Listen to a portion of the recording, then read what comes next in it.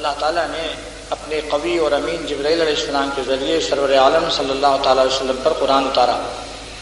جس وقت قرآن اترتا تھا تو سخت سردی کے زمانے میں آپ کی پیشانی سے پسینہ ٹپکتا تھا۔ کبھی کسی صحابی کے ایک مرتبہ کبھی اونٹنی پر جب آپ بیٹھے ہوئے ہیں اور قرآن نازل ہونا شروع ہوا تو وہ اونٹنی وزن سے بیٹھ گئی اور زبان باہر نکل آئی، اتنا وزن۔ تو اللہ تعالیٰ نے اس کلام کو ہمارے لیے ہدایت نامہ بنا کر بھیجا، چونکہ اللہ تعالیٰ کی ذات ایسی عظیم الشان ہے کہ براہ راست کسی اور پر قرآن اترنا ناممکن ہے، لہذا قیامت تک کے لیے، اور یہ آخری کتاب ہے، یہ آخری کتاب ہے اور اس کی حفاظت کا اللہ تعالیٰ نے اپنے ذمے لیا ہے۔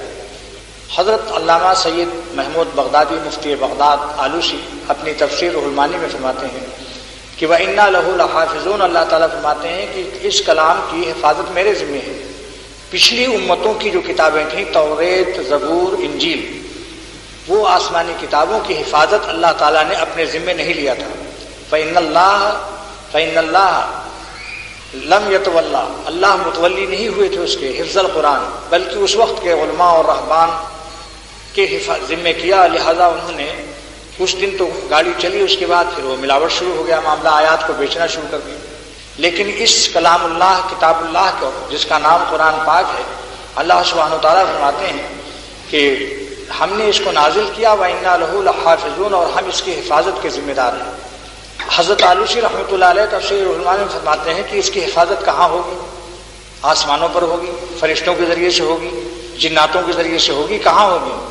تو تفسیر فرماتے ہیں اس کی کہ فی قلوب الاولیاء، اپنے اولیاء کے دلوں میں اس کو محفوظ فرما دیتے ہیں۔ 9-10 سال کا ایک بچہ حافظ قرآن ہے، تراویح میں آپ نے اس کو بلایا ہے اور وہ تو 9-10 سال کا ہے، لیکن اس کی پیچھے نماز درست نہیں ہے کیونکہ بالغ نہیں ہوا، 15 سال سے پہلے بالغ نہیں ہے۔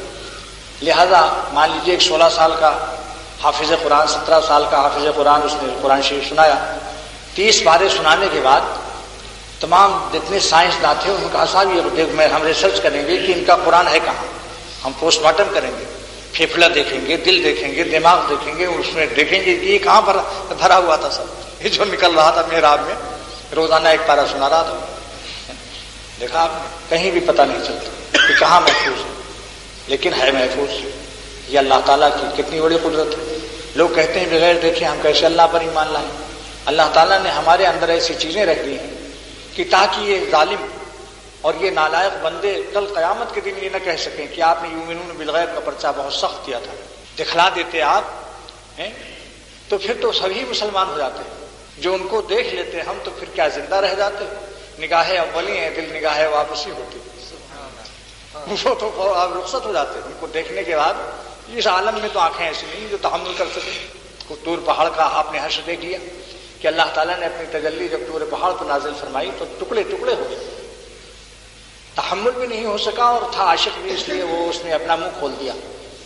مولانا رومی فرماتے ہیں وہ اللہ تعالیٰ کا مشتاق بھی تھا، اللہ کے جلووں کا مشتاق تھا۔ اصغر مولوی رحمۃ اللہ علیہ کا شعر یاد آیا، فرمایا کہ اللہ تعالیٰ کے تجلیات اور قرب کے جو جلوے اہل اللہ کو کشف سے معلوم ہوتے ہیں، اس کی شرح کے لیے ہم کو الفاظ نہیں ملتے۔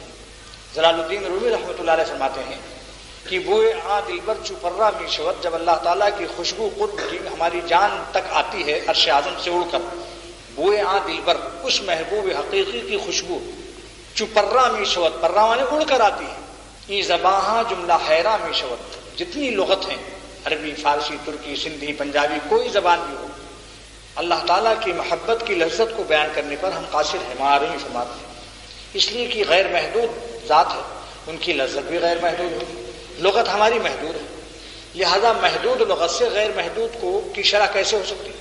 اس کے لیے تعبیر کے لیے الفاظ کافی نہیں ہو سکتے۔ اسی لیے اللہ تعالیٰ نے فرمایا، سرور عالم صلی اللہ تعالیٰ سے فرمایا، اے اللہ ہم محدود ہیں، ہماری محدود لغت آپ کی تعریف کرنے پر اور آپ کے کمالات کو بیان کرنے پر قادر نہیں ہے۔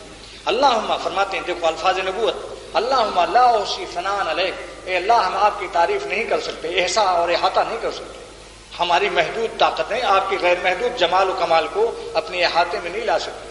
انتا، پھر آپ کیسے ہیں؟ انتا کما اثنیت علیک، انتا کما اثنیت علی نفسک، آپ نے اپنی خود تعریف جو بیان کی وہی کافی ہے، آپ ویسے ہی ہیں۔ آپ کیسے ہیں؟ آپ ایسے ہیں جیسا کہ آپ نے اپنی تعریف خود کی ہے. انت کما اثنیت علی نفسک، آپ نے اپنی ذات کی خود جو تعریف کی ہے، بس اس سے ہم کیا بہتر تعریف کر سکتے ہیں؟